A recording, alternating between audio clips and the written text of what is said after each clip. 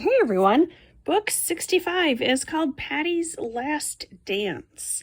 And this is going to be a pretty short review because I don't really have any snark about this book. It was actually a pretty sad book overall. So the tagline, Patty Gilbert doesn't need friends. Or does she? Well, it's like, oh, that's silly. Everyone needs friends.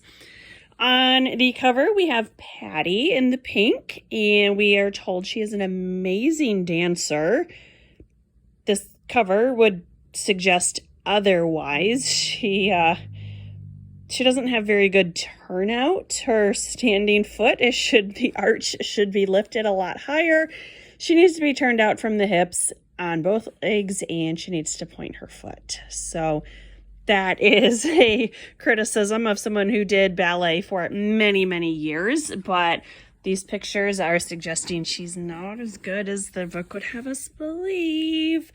The other two, don't know who they are. They are dressed for the total 80s, and that's fine. That's whatever. So the story here is Patty is our main character, and she only very briefly showed up in the previous book. I have no recollection of her ever previously appearing, but we are to believe that she is a really, really good ballet dancer, and she goes to the same nameless studio that the twins go to. She does not go to the Swan Lake Dance Academy, which we learned in the previous book. And we also learn that Jessica is not the best dancer at her dance studio. She's not even in the best class. Patty is in the higher level class above Jessica. So I was kind of surprised by that because I thought Jessica was the best. It's all about Jessica. Also in Patty's class is Carrie Glenn, who shows up occasionally. And they are doing a scene from Swan Lake, and Patty gets the lead of Odette, so that's really good. And one day her teacher is a bit concerned when Patty is reaching for something, and she suggests that Patty goes to see a doctor. And the teacher doesn't say it right up front, but her suspicion is that Patty has scoliosis, which every single girls' book series of the 80s covered this plot point. You would have thought everyone on Earth had scoliosis. So Patty tries to hide it. Eventually, though, the doctor confirms, and she is going to need to wear a brace for a couple years, which basically ends her dance career even before it begins. And that's really sad that she's been so focused on dance, and at 12, 13 years old, she has to take at least a 2-year break, which does not bode well for the future. So that was really sad. And of course, the teacher tries to make a happy ending of it and asks Patty to be her assistant. And it's just sad. One thing that the teacher, I thought, was a horrible move on her part. She had temporarily decided that Patty was no longer capable of being the lead because she's lost a lot of focus, and understandably, and she was going to have Carrie take over the lead. But rather than pull aside Patty and tell her privately, she announces this to the entire class, which that's not good teaching. You don't share bad news like that with everyone, at least not without telling Patty herself privately. But then Carrie says, well, I, Carrie, at 12 years old, I know what Patty's been doing wrong, and I can help her. It's the jumps. And of course, the teacher agrees to this because she's clueless, and we are now to believe that a 12-year-old is a better teacher than a retired ballerina.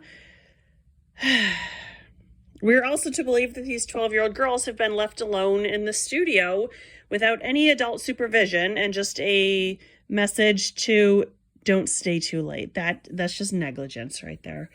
But I will say, I will give the teacher credit for at least talking to Patty about her concerns. This is a huge improvement over the dance teacher in the Babysitters Club, who suspected Mary had an eating disorder but didn't say anything until 11-year-old Jessie mentioned it. So at least this Madame Burrell is a little more competent.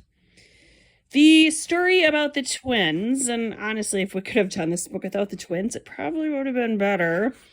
There's a new TV show that all the kids are into called You'll Never Believe This, which is basically like Guinness. And of course, they're going to be going to Sweet Valley. So Jessica hatches a plot that she and the middle schoolers will set the dance marathon record. And then they find out what these record times actually are and realize their only hope is to beat the under 14 record, which is 11 hours, and 13 minutes. And they don't even care about that. They just want to get on TV. And it's like, Jessica, it's not that big of a deal. But of course, these kids are left alone to plan this entire event without any adult supervision or guidance or anything. And it's every bit as lame as you think it'll be. And of course, the tie-in here is that Patty participates in the dance marathon and she makes some friends in the process. And I think these stories should have been tied a little tighter together. That Patty, it feels very disjointed. Patty can't dance anymore. Patty does the dance marathon. Patty makes some friends. As an adult reader, obviously I can connect all those dots. But someone with a 3rd, 4th grade reading level, I think they could have been a little more specific that perhaps classical ballet is not the right fit for Patty right now. But there's all these other types of dance that she can do, and she can use dance as a means or as a venue to have fun with her friends. So the pieces were there. They just could have been woven a little more tightly together. I have nothing, no quotes or anything. This book was not funny. So I know they can't all be funny, but this one was a downer. The next book is The Great Boyfriend Switch. We have a new character called Veronica Brooks. I'm guessing she's going to be a 1-book character, much like our Patty Gilbert here. So this one was fine. It definitely handled the topics. The ballerina needs help. Topic of scoliosis. It handled it better than the Babysitters Club did, so kudos for that. Patty's Last Dance is probably also Patty's last appearance. So thanks for watching. Bye.